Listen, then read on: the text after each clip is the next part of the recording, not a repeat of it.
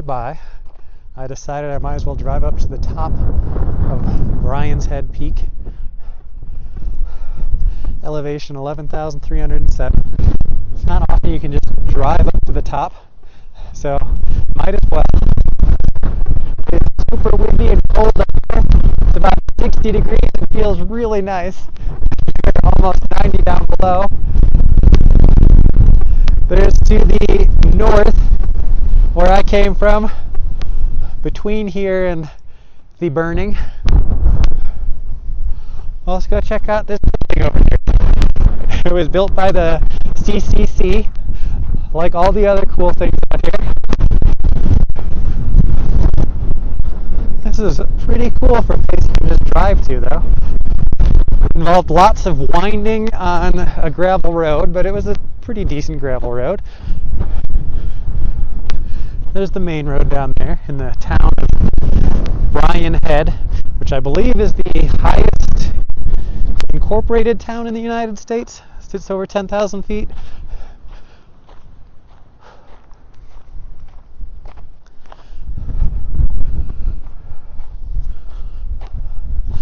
The CCC sure did good work.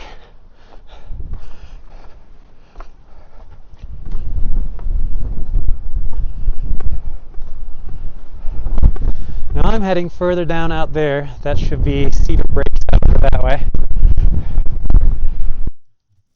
So I believe we can see across to the west over into Nevada from here.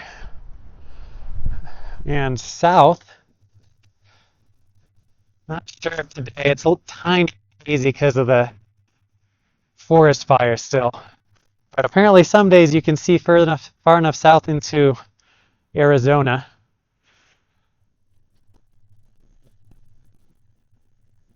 Ooh, that is some wind.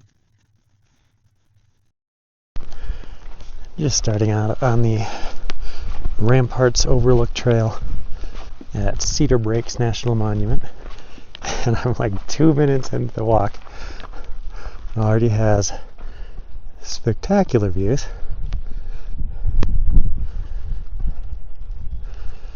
It is freezing cold out though. About 43 degrees, I think my car thermometer said. So it's going to be a chilly one.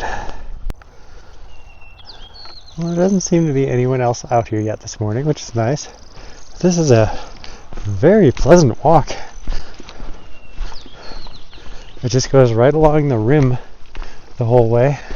So you have these excellent views down into these hoodoo-like structures. It reminds me a lot of Bryce Canyon in miniature. I think it got down approaching freezing last night, which is crazy because like an hour and a half away from here in St. George, it was 107. And here we are at the first overlook point on the hike, Spectra Point.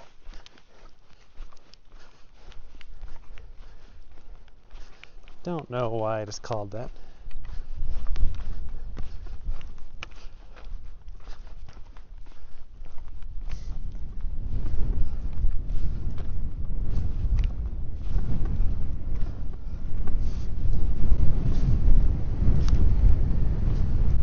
That wind is quite cold, by the way.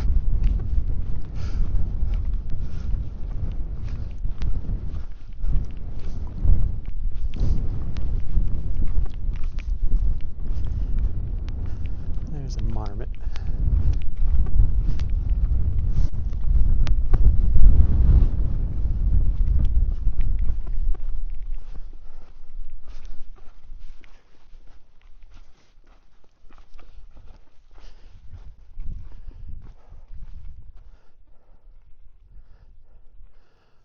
What an impressive place this is.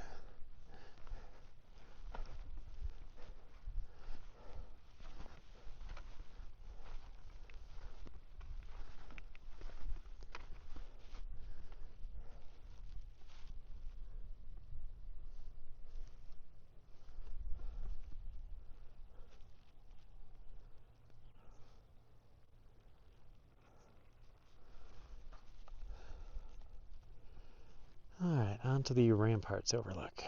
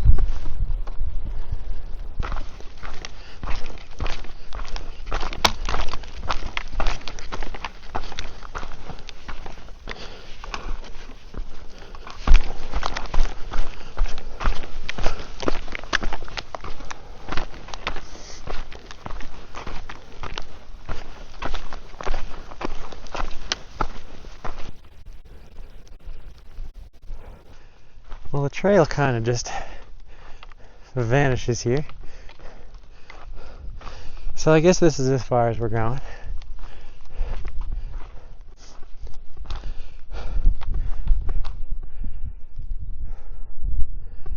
A very neat place. It's just like a tiny version of Bryce Canyon. Looks like this is pretty much the end of the very interesting rocks anyway. I'm not sure if we can actually see the Bartizan. I have no idea how you pronounce this. There are no signs of any kind anywhere out here to tell you what anything is. And I did not research this much because I assumed there would be signs here.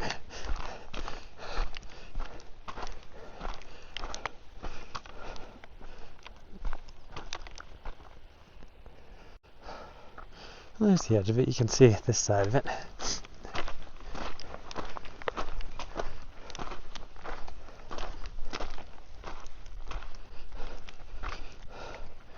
There's the double window. And that is a very precarious looking rock on the top there. I don't think I would want to walk out across that.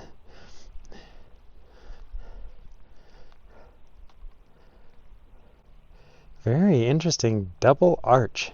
I don't know that I've seen a double one like this before. I've seen two arches, but they were both like looped arches, not just lines of rock across that were very clearly not going to last an extremely long time. Huh. Well, that was an interesting little side journey.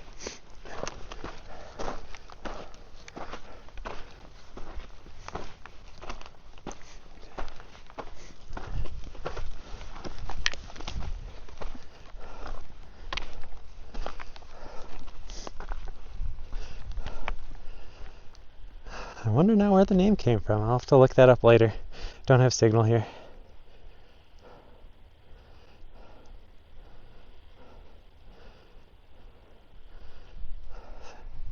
can't believe there are no people out here. It's Sunday morning. It's got to be pushing 10 a.m. now. And there hasn't been a single person on this trail. And as far as I know, this is like the trail at this national monument. Well, that was a very nice hike. I'm gonna turn around and do it in reverse now. Didn't take very long. I don't think I've been on the trail more than an hour and a half. It's remarkable how much faster you can get miles done when there's a easy to follow trail that isn't climbing up and down.